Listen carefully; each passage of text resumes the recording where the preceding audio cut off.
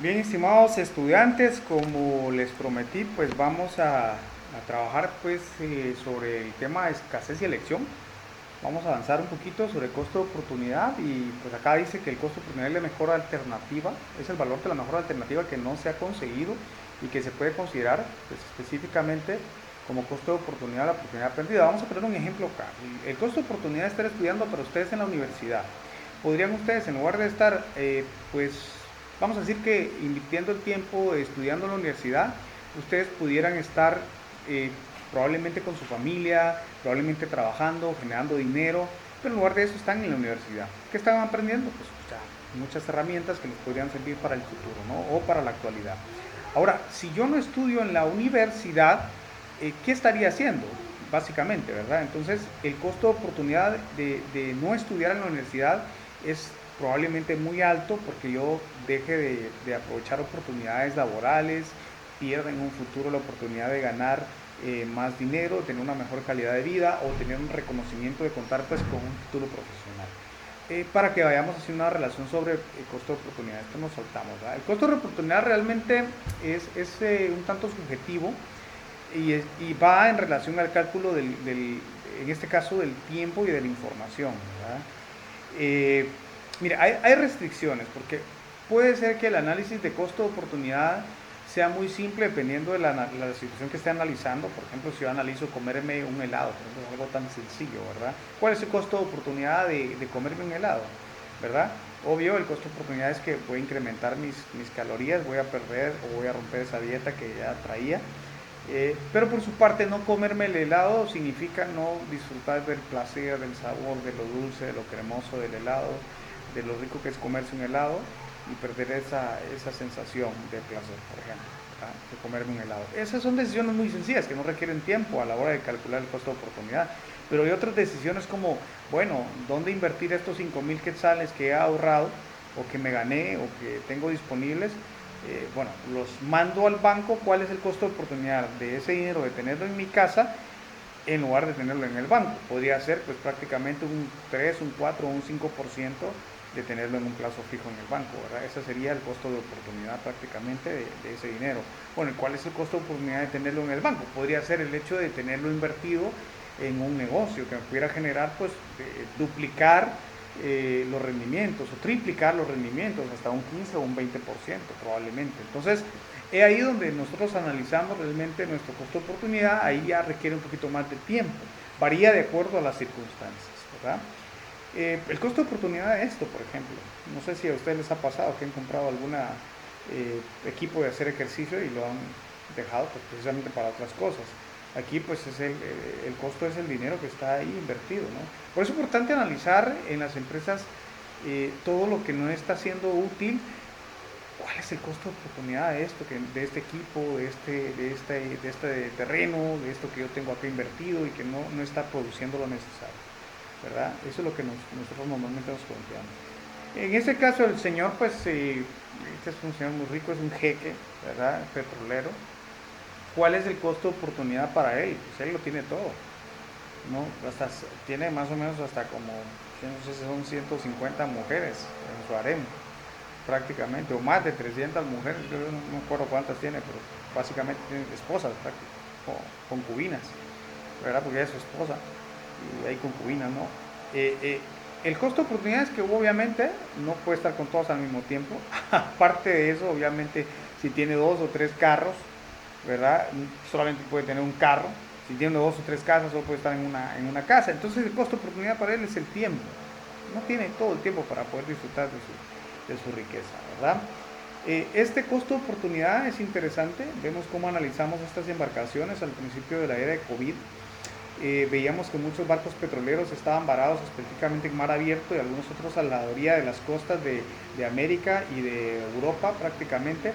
Miren, el problema acá era que el petróleo pues, no se estaba consumiendo porque ya la economía estaba paralizada, ¿verdad? Entonces, pero ya se había producido cierta cantidad de petróleo y está parada específicamente en mar abierto o en las costas.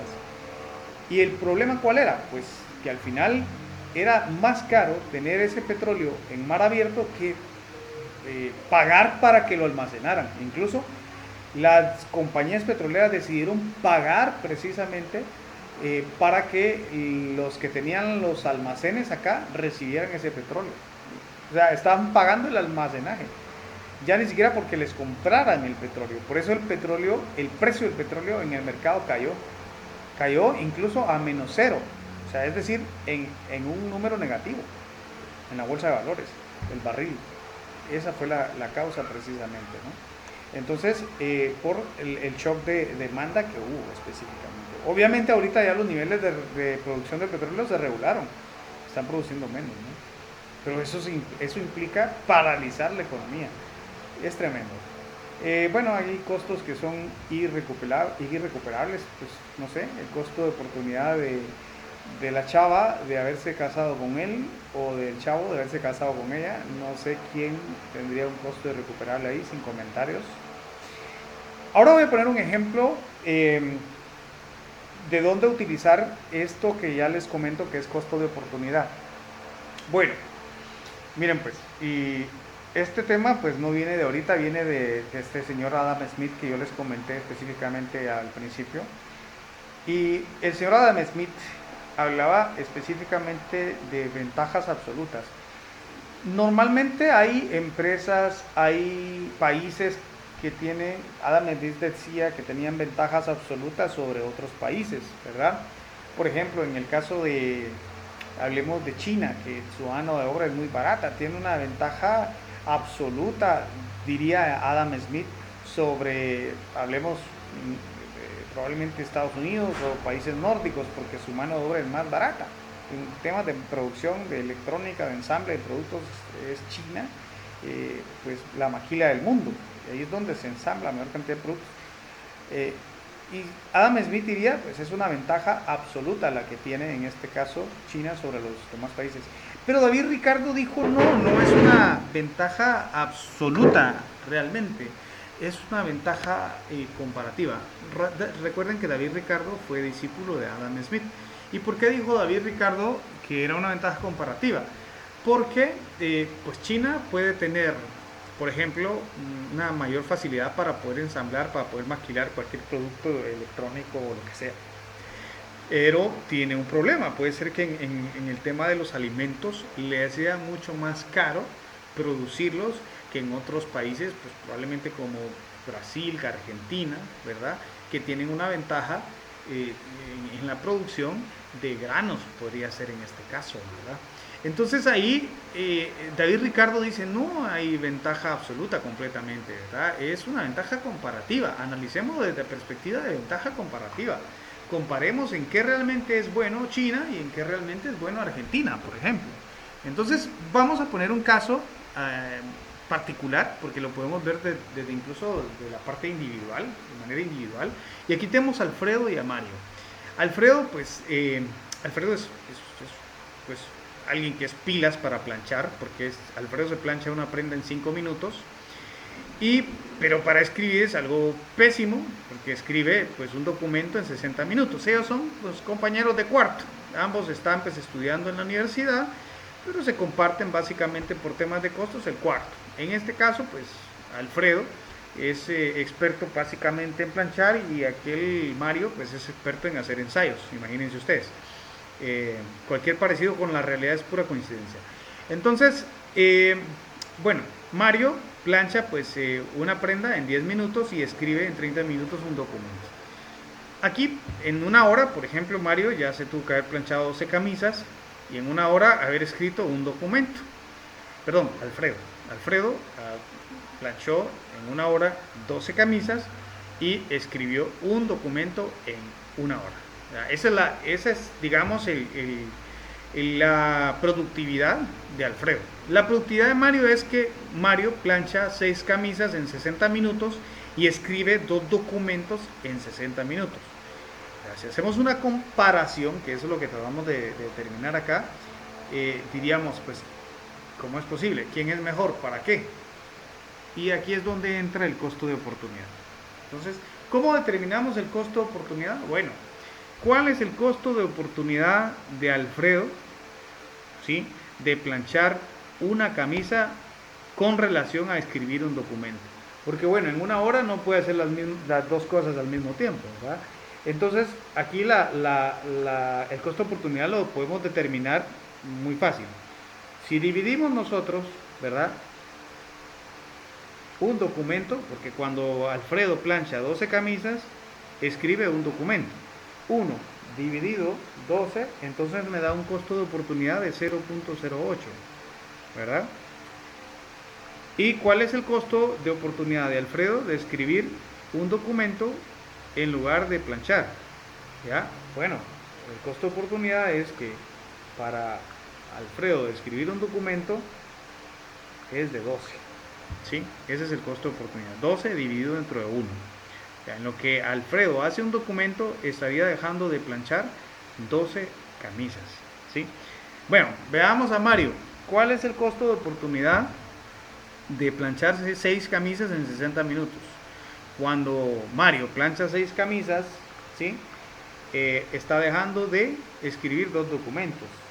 6 dividido 2, 3. O sea, el costo de oportunidad específicamente de Mario, pues de escribir 2 documentos, en este caso muy particular, ¿sí? Es prácticamente 3. Si lo vemos acá, es 3.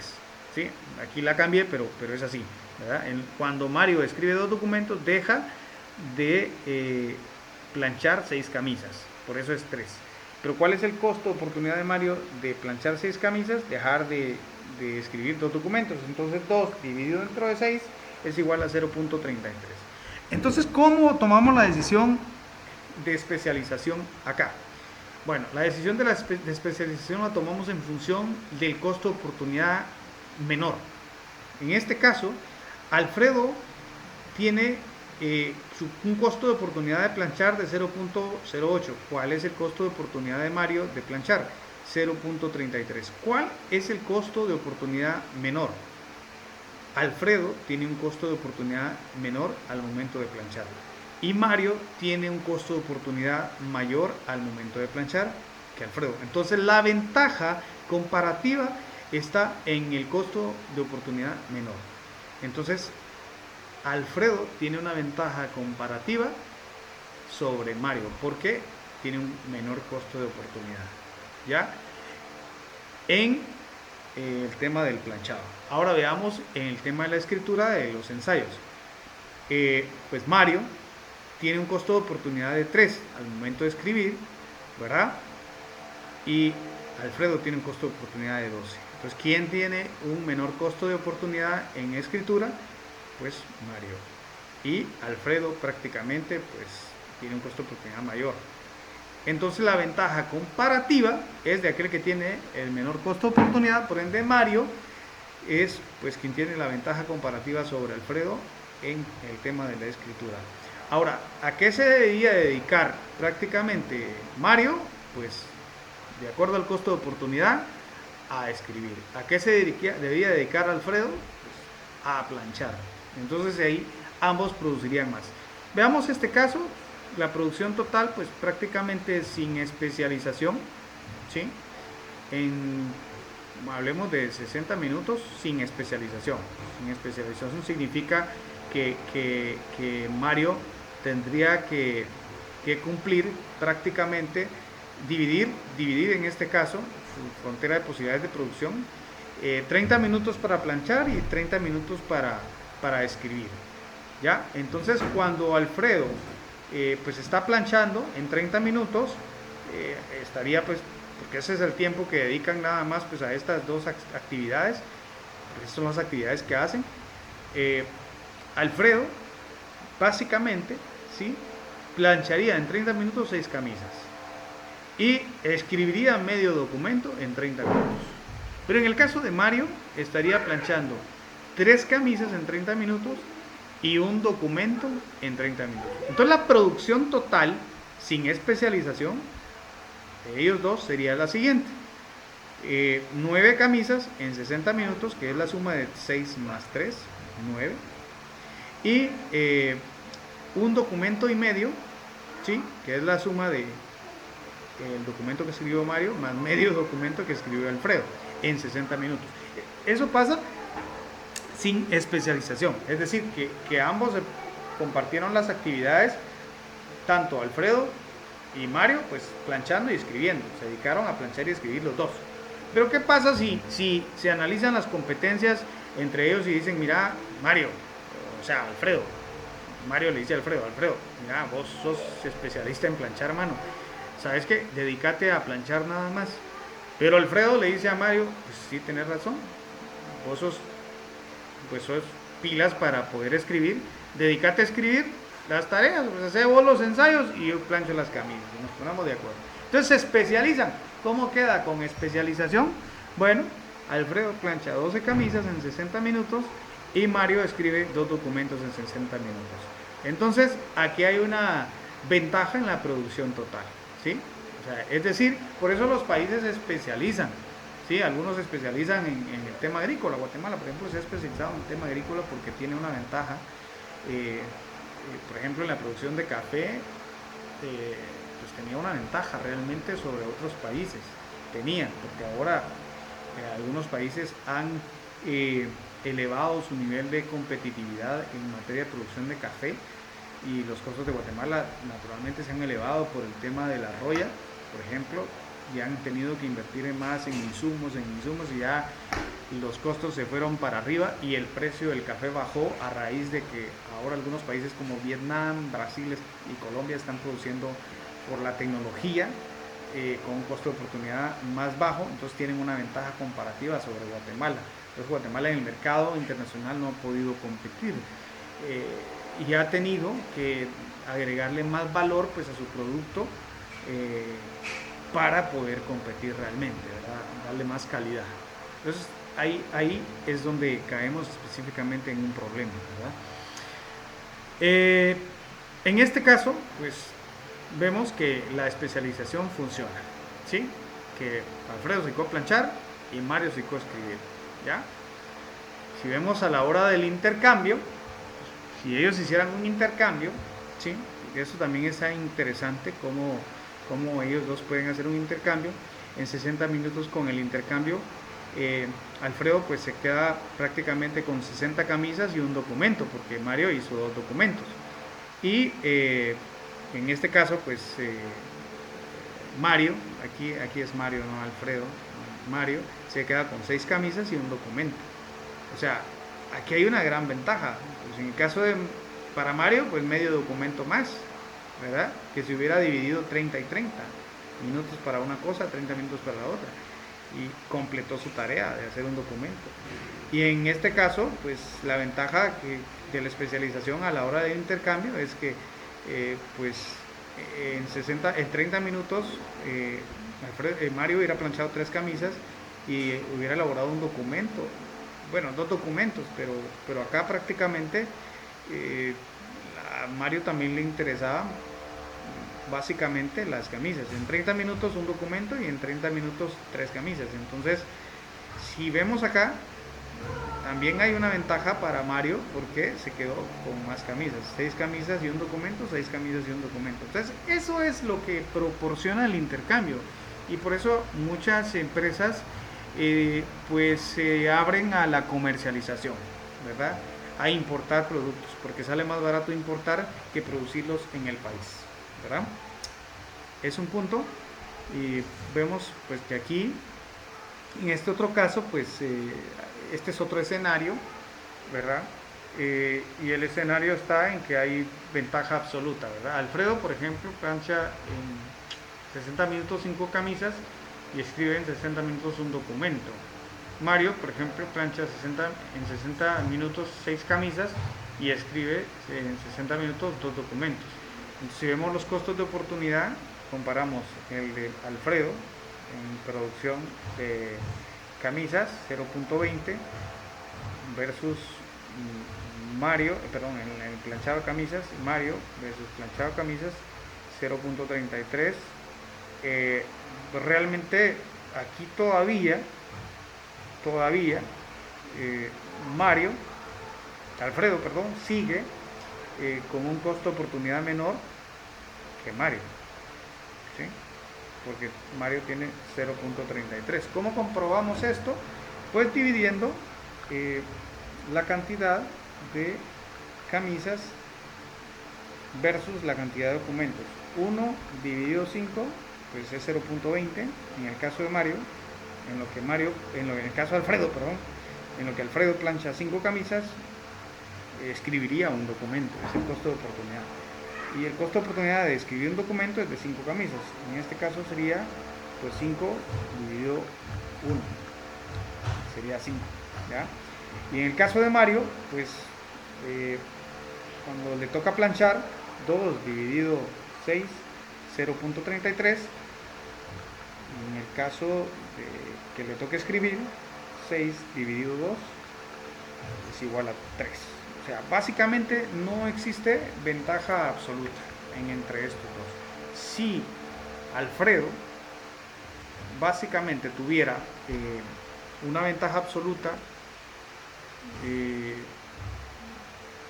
bueno, si Mario tuviera una ventaja absoluta sobre Alfredo, tendría que tener un costo de oportunidad mucho más bajo que 0.20, por ejemplo un 0.5 o un 0.15 en comparación con Alfredo, para tener una ventaja absoluta entre los dos. Recuerden que la ventaja comparativa se da con el costo de oportunidad más bajo.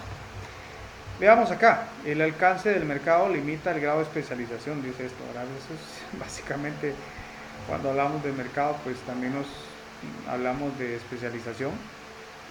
Hay personas que se dedican básicamente también a hacer actividades como esta, ¿verdad? Que en un país de África específicamente, no recuerdo cuál es el país, pues contratan a estas personas para bailarle al difunto, ¿no? Y estos han sonado mucho últimamente y se han puesto de moda ahorita en época de pandemia, pero les digo, no es un chiste, es cierto, o sea, también hay especialización en lo que ellos hacen, ¿verdad? Y les pagan por eso, o sea, se volvieron expertos en hacerlo, que los contratan, ¿no? Por ejemplo, las máquinas especializadas hacen más productivo a cada trabajador. Aquí en McDonald's tenemos un ejemplo de productividad y especialización. Se ha vuelto, sus costos de oportunidad son mucho más bajos, por eso pues les permiten tener ventajas comparativas sobre otros restaurantes al momento de producir, ¿verdad? Bueno, y aquí con respecto a la frontera de posibilidades de producción, como les había contado, pues la frontera de posibilidades de producción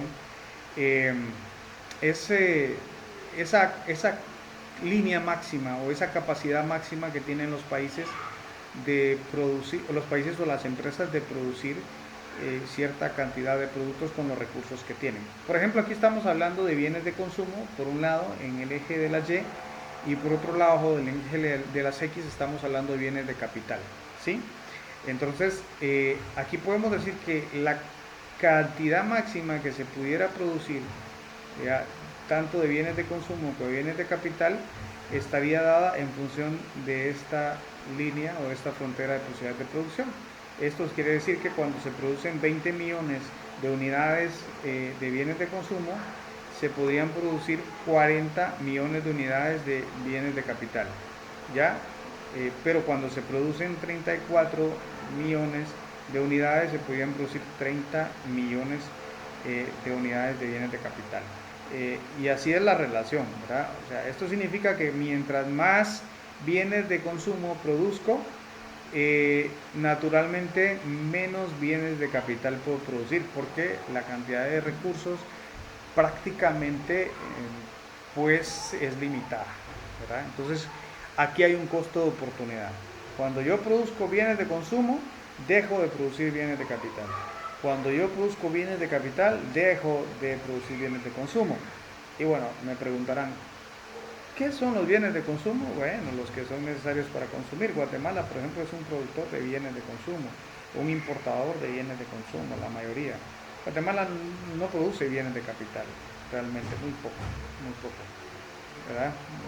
No produce bienes que se utilizan para transformación y bienes que sirvan pues para la producción, bienes que básicamente la mayoría de productos que hace Guatemala son para consumo, ¿sí? No para transformación, no para desarrollo, no de avance tecnológico, y ahí es donde tenemos un pequeño gran problema, ¿verdad? Las decisiones y el enfoque han sido más en esto que en esto, y por eso estamos como estamos. ¿verdad? Entonces, tal como los recursos escasean para la persona, también son escasos para la economía en su conjunto. De manera global, así funciona, ¿no? Tanto en las empresas como en las personas, ¿verdad? No se puede comprar básicamente todo, no se puede tener todo. Realmente en la vida no podemos tener todo. O sea, no podemos estar vivos y estar muertos al mismo tiempo. Al menos en este mundo real, en este mundo macro, como le llamamos, no podemos estar. Tal vez en el mundo cuántico sí, se puede estar en dos lugares al mismo tiempo, ¿verdad?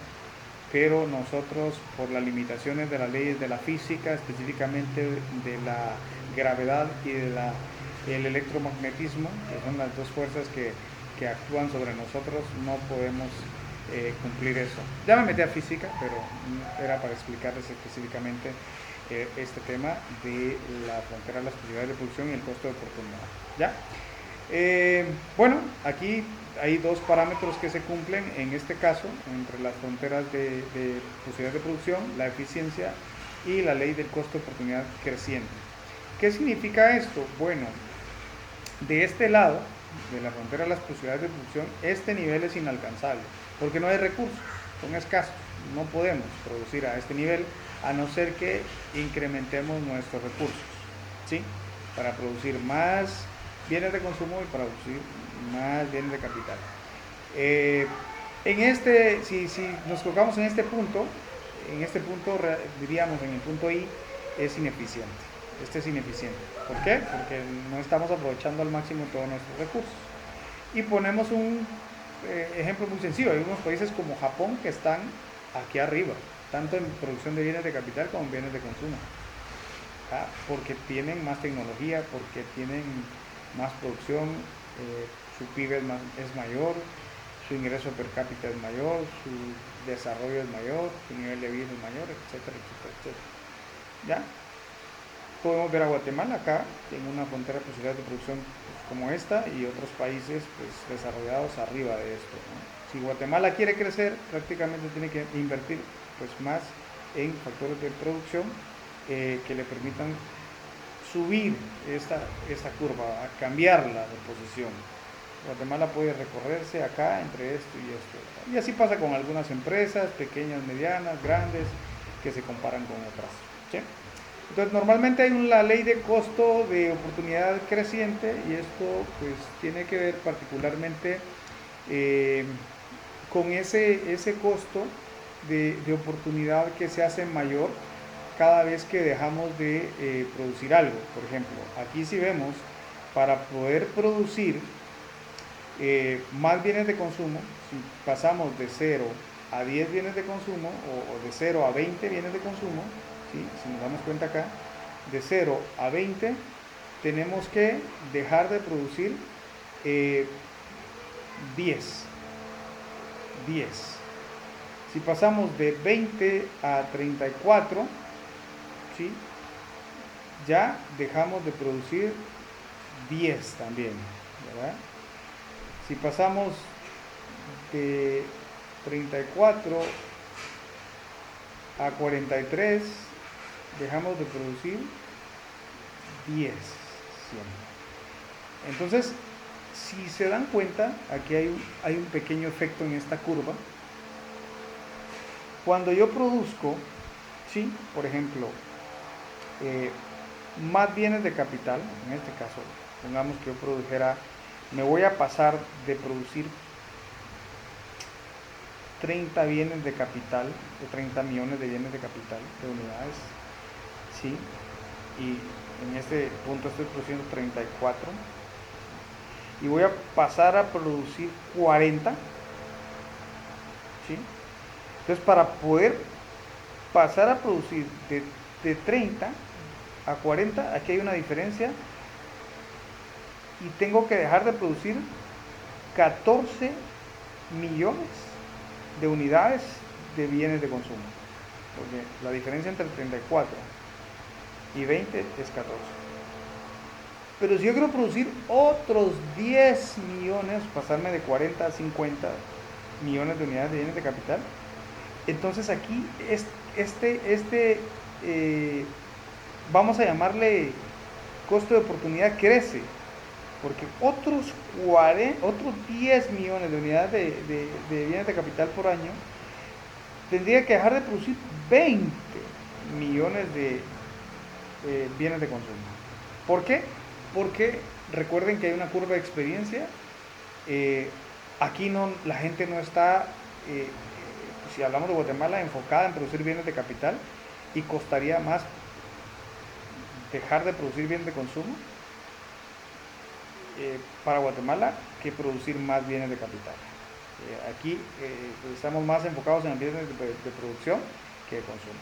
Entonces por eso hay un costo de oportunidad, incluso cuando despedimos al personal que tenemos en una organización. Despedimos a alguien de producción, a alguien de ventas, a alguien de contabilidad. Contratar a una nueva persona, eso también tiene un costo, y es el costo de oportunidad de la curva de aprendizaje que ya la persona tiene específicamente, ¿verdad? Pues, y es importante analizar todo esto, ¿verdad? Aquí vemos algunos desplazamientos de la curva de la FPP, pero básicamente pues me quedaría en esta parte explicando la FPP, que es básicamente lo que ustedes van a trabajar. En la parte, pues en el primer desplazamiento hay un incremento en recursos disponibles, descubrimientos tecnológicos, mejoramiento de las reglas del juego, o sea, todo lo que se hablaba. Japón ha hecho mucho en relación a esto, y otros países, Países Bajos, por ejemplo, ha hecho mucho en esto, ha incrementado, ha desplazado su curva hacia la derecha.